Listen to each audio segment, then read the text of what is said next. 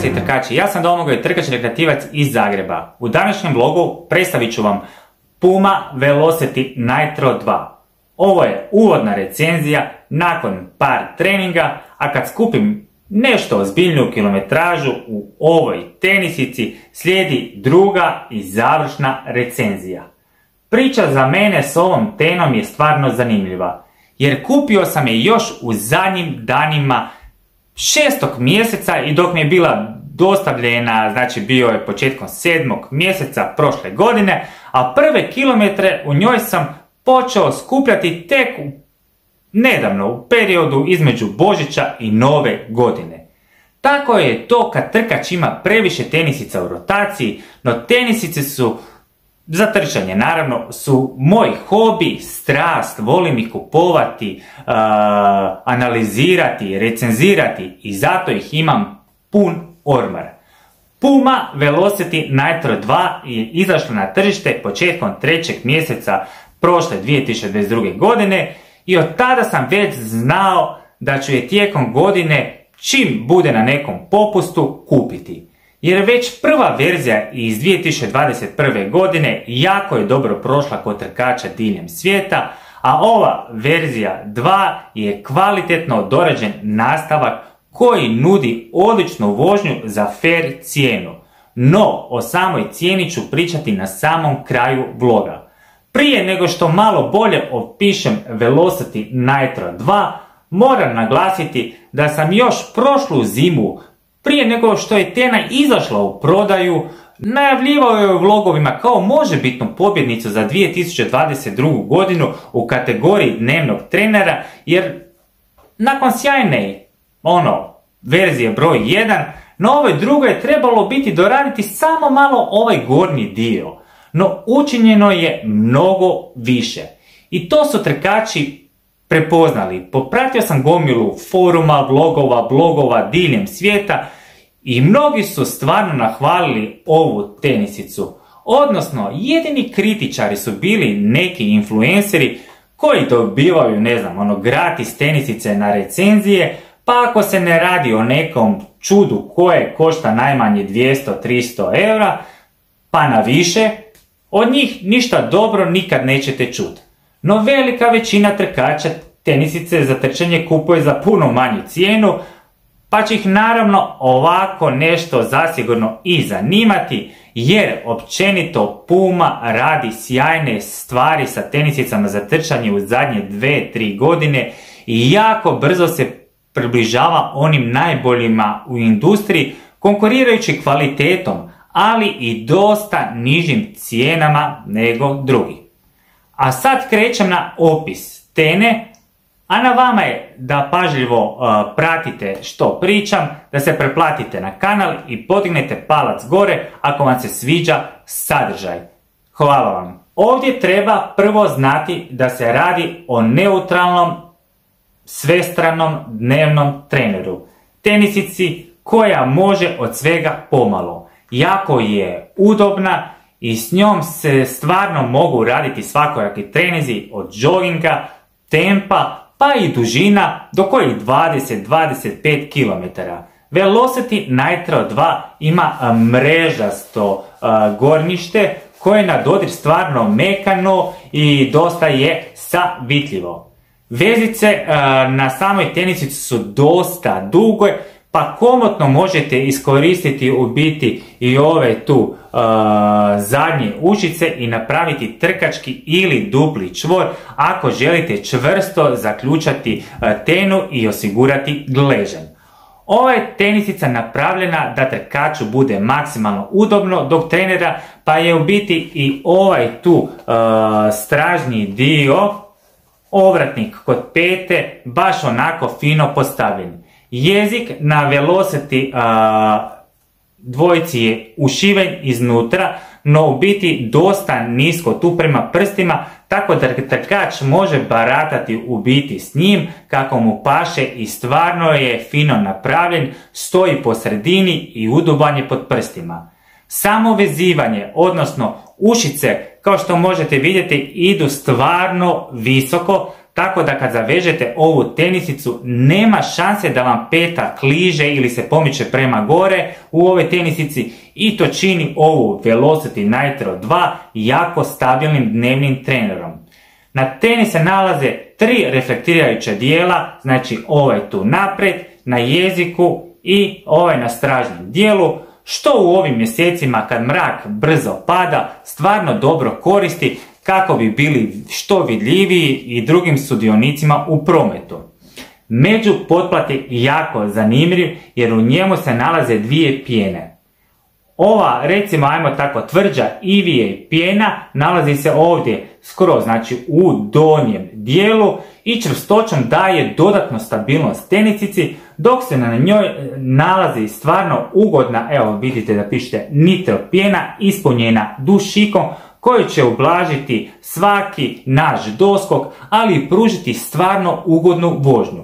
Pad same tenisice od pete prema prstima je 10 mm i po mom skromnom mišljenju to je idealan pad za ovu tenisicu jer to je ipak dnevni trener u kojem se radi puno onih sporih tjednih mjesečnih kilometara koji čine našu bazu trčanja i ne treba ništa agresivno dodavati ovoj tenisici poput manjeg pada ili naglašenije geometrije samog potplata.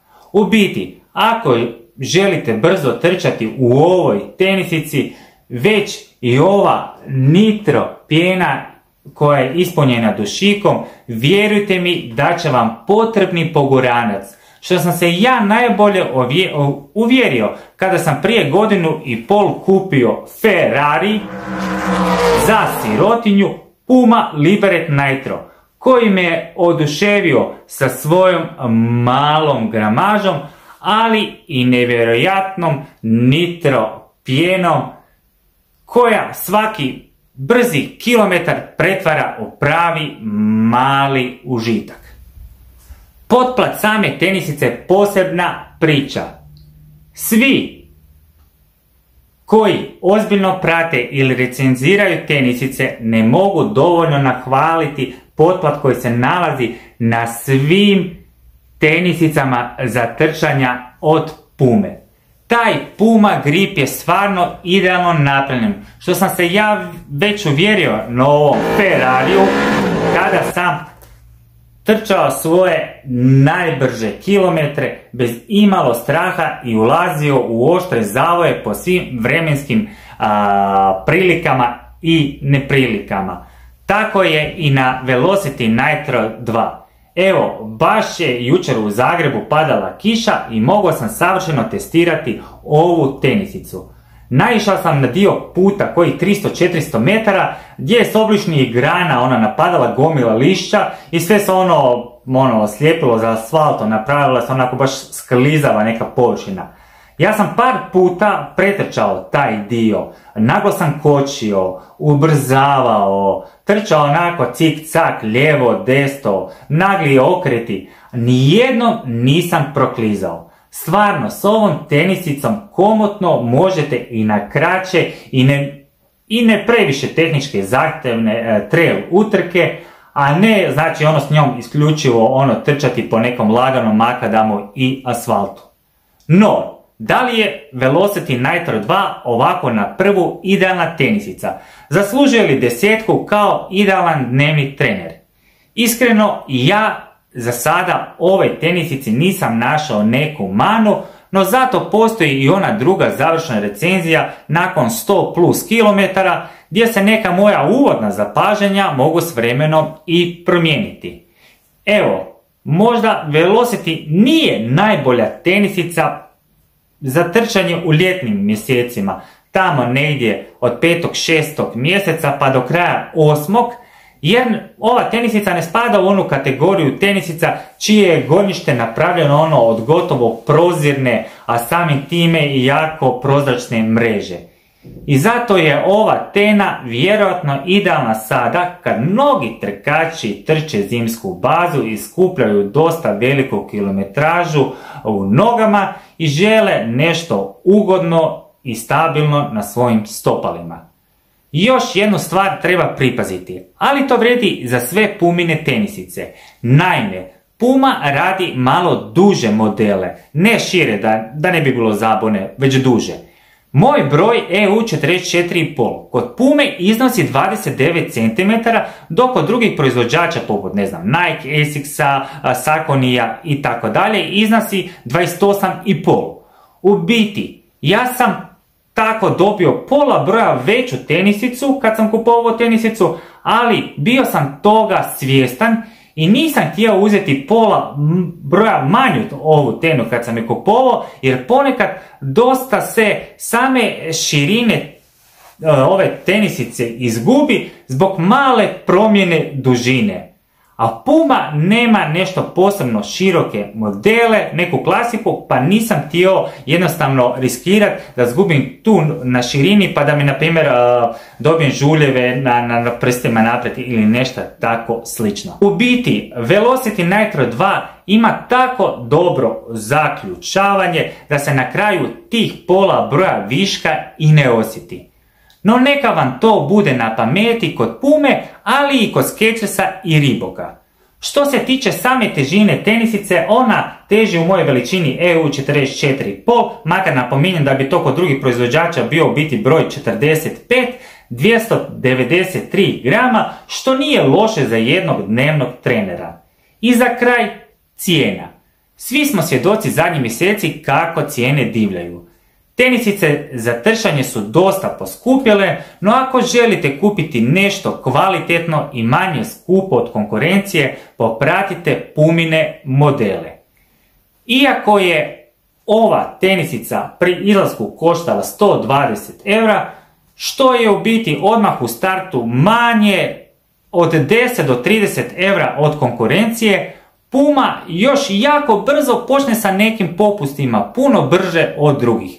Tako sam ja Velocity Nitro 2, kojih 3 mjeseca nakon što je izašla na tržište, uspio kupiti za samo 57 eura. Ako vam se svidjela današnja recenzija i poželite kupiti ovu sjajnu tenisicu, možda je nećete više moći naći za 57 eura, ali po meni da idete do neke granice od 80 eura, to bi bila sjajna kupovina, jer ova tenisica je napravljena da traje dugo i jako je udobna. Za danas toliko od mene. Podržite kanal pretplatom ili jednim lajkom. Sve vas lijepo pozdravljam, čuvajte sebe, čuvajte svoje najdraže. Čuvajte se ozljeda, jer samo je zdrav trkač dobar trkač. Novi vlog stiže već za vikend, a do tada... Kidam na lijevo!